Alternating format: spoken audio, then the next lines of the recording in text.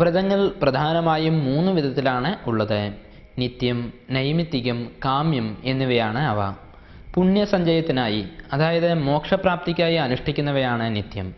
ഏകാദശി തുടങ്ങിയ വ്രതങ്ങൾ നിത്യത്തിൽ ഉൾപ്പെട്ടവയാണ്.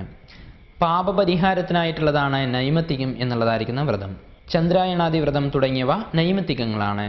ഏതെങ്കിലും ആഗ്രഹ സാഫല്യത്തിനായി ഉള്ളതാണ് കാമ്യവ്രതങ്ങൾ. തിങ്കളാഴ്ച വ്രതം, ഷഷ്ഠിവ്രതം തുടങ്ങിയവയെല്ലാം തന്നെ കാമ്യവ്രതങ്ങളാണ്. ഈ വ്രതാനുഷ്ഠാനങ്ങളെയെല്ലാം മാനസികം, കായികം, വാചികം എന്നിങ്ങനെ 3ആയി തരംതിരിച്ചിട്ടുണ്ട്. ബ്രഹ്മചര്യം, സത്യം, മറ്റുള്ളവരെ ദേഷിക്കാതിരിക്കുക, നല്ലത് വിചാരിക്കുക, സരളത, ദയ എന്നിവ മാനസിക വ്രതത്തിന്റെ ഘടകങ്ങളാണ്.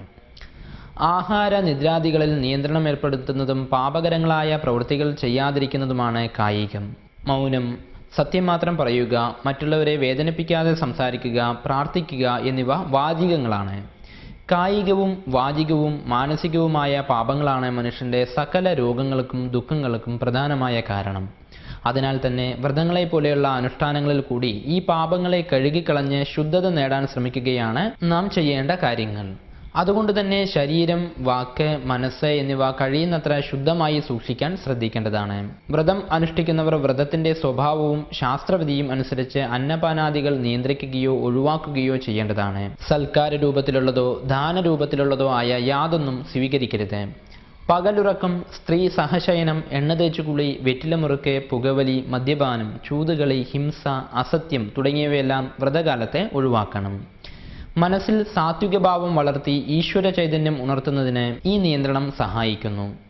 സത്യം, ക്ഷമ, ദയ, വൃത്തി, ഈശ്വരാരാധന എന്നിവ വ്രതാനുഷ്ഠാനത്തിന്റെ ഫലപ്രാപ്തിക്ക് അത്യാവശ്യം വേണ്ട ഘടകങ്ങളാണ്. ലോകത്തിലെ പ്രധാന മതങ്ങളെല്ലാം തന്നെ ഉപവാസത്തിന്റെ മഹത്വത്തിനെ അംഗീകരിക്കുന്നുണ്ട്.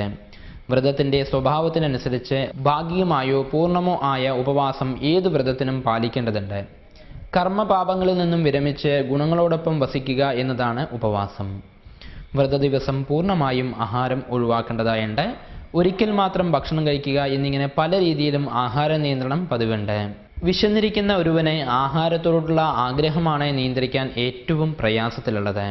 വ്രതാനുഷ്ഠാനത്തിലൂടെ ആ നിയന്ത്രണശേഷി കൈവരുമ്പോൾ സ്വാഭാവികമായും ആ വ്യക്തിക്ക് മറ്റ് പല ആഗ്രഹങ്ങളും നിയന്ത്രിക്കാൻ കഴിയുന്നതാണ്. അങ്ങനെ ആ വ്യക്തിയുടെ മനസ്സ് സാത്വികവും ഈശ്വരോന്മുഖമാവുകയും ചെയ്യും.